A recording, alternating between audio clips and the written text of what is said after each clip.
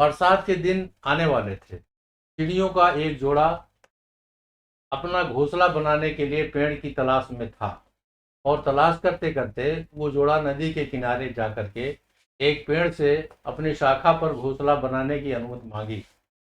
लेकिन पेड़ ने साफ इनकार कर दिया, और उसका यह इनकार उस पक्षी जोड़े को बहुत बुरा लगा। और पक्षी जोड़े ने कहा कि आज तो तुम अहंकार से भरे हो, एक दिन तुम्हारा अहंकार भी टूटेगा और तुम भी टूटोगे।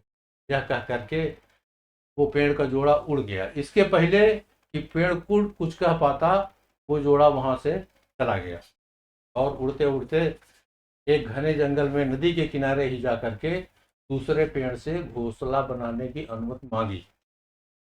वो पेड़ सहर्ष स्वीकार कर लिया कि हमारी शाखा पर तुम घोंसला बना सकते हो, और वो चिड़ियों का जोड़ा उस पेड़ पर घोंसला बना करके आराम से सुरक्षित रहने लगा। धीरे धीरे समय बीता। एक दिन बहुत तेज तूफान और आंधी आई, और वह पेड़ उस तूफान आंधी में गिर गया टूट करके, जिसने चिड़ियों को अपना घोंसला बनाने के लिए मना किया था।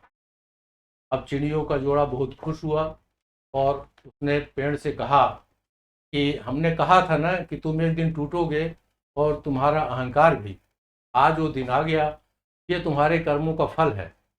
पेड़ ने कहा, तुमने गलत समझा था।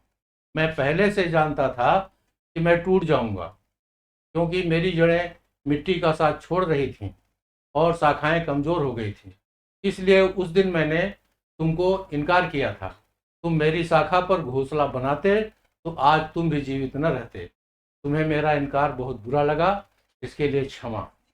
पेड़ की बात सुनकर के चिड़ियों को जोड़ा को अपनी बात पर बहुत दुख हुआ। कई बार जीवन में हमें इनकार का सामना करना पड़ता है।